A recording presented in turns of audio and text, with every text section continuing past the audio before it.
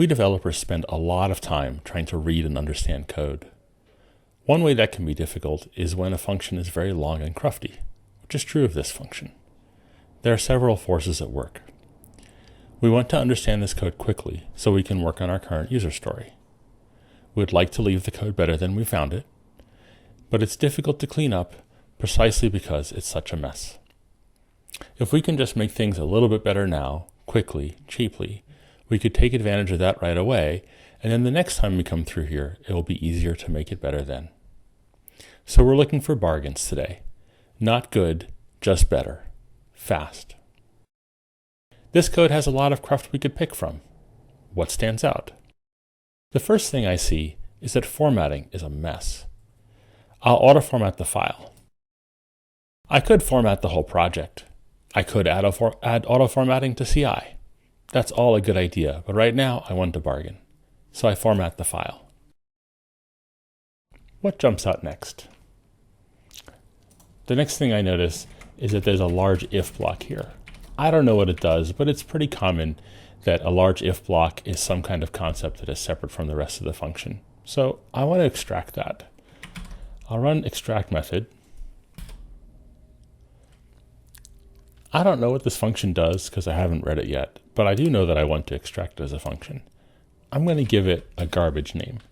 Obvious nonsense that anybody will look at and know that name does not tell me what this function does. As soon as I've done that, something else stands out to me. I have a local variable brush. I call this function foo that gives me back a brush and then disposes it. That's a really strange thing for a function to do. It should just have that brush as a local variable and dispose it itself. So let's undo that and try again.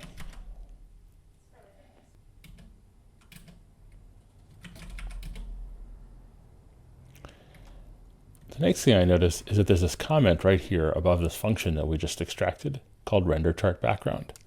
That suggests that what that code does is render the chart background.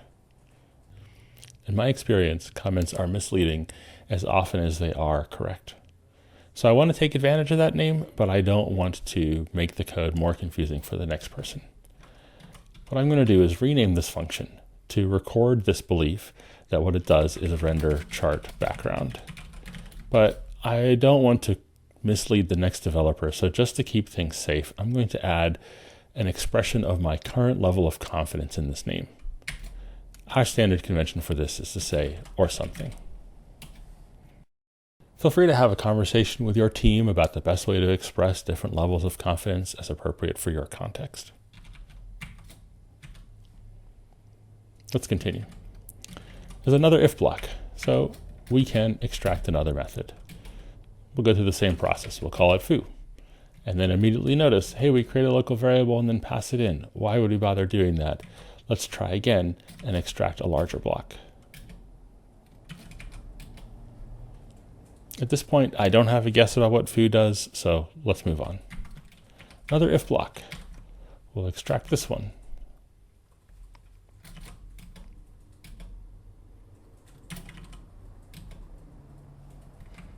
Again, I don't know what bar does, so we'll move on.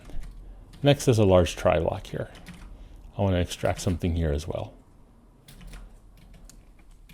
I have a little bit of a guess about what this does. It's a short enough block that just through scanning it, I see that it calls invalidate in a couple different contexts. There's some if with a bunch of noise. So this is invalidate. Let's say if needed. You might say maybe, probably, sometimes, or something. In this case, I'm going with if needed. But again, have a conversation with your team about what you think a good naming convention is in this context. So we made some progress on this function. It's shorter, but it's kind of hard to read because of these goofy foo and bar names. So let's see if we can tune those up. If I go look at the implementation of foo, I see that it returns a data. That's a local variable that it creates. Its body fills in the data in different places. So whatever this is, it seems to be get data. That seems like at least an accurate name, if not really a satisfying name. What else? If we go back to the call site, we also have this bar. Let's take a close look at that. bar calls drawString. I don't know, there's a bunch of noise here, more drawString. So there's some kind of drawing thing going on here. And let's record that here as well. So we'll say draw or something.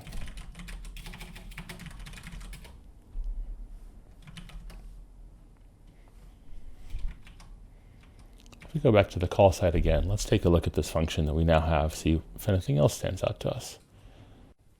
I see there's kind of a goofy thing here. We make a local copy of a variable called JJD. We can just use that field directly, so we can delete that and everything will still be the same. I see that we have code that says render the chart background, then get the data, then draw something. Let's improve that name. That's draw data, and then invalidate if needed. This flow makes more sense to me. This is what I'm used to when I think about what a drawing program might do. That it renders the background, it gets the data it needs to draw, it draws the data, and then it invalidates to cause the screen to update. One other thing I would like to improve here is this G variable name. It doesn't really tell us anything. We can rename that to a graphics. We can take out some extra white space. This comment has no value. We could delete it. We could fill it in. Maybe there's a lint tool that requires it. Right now, I'm just going to leave it as it is. This feels like a good stopping point to me. The code isn't great. We definitely could make it a lot better, but we also want to find those bargains. And now I can kind of get a handle on the function as a whole, and that's pretty useful for the work that we're about to do. So I'm going to stop here.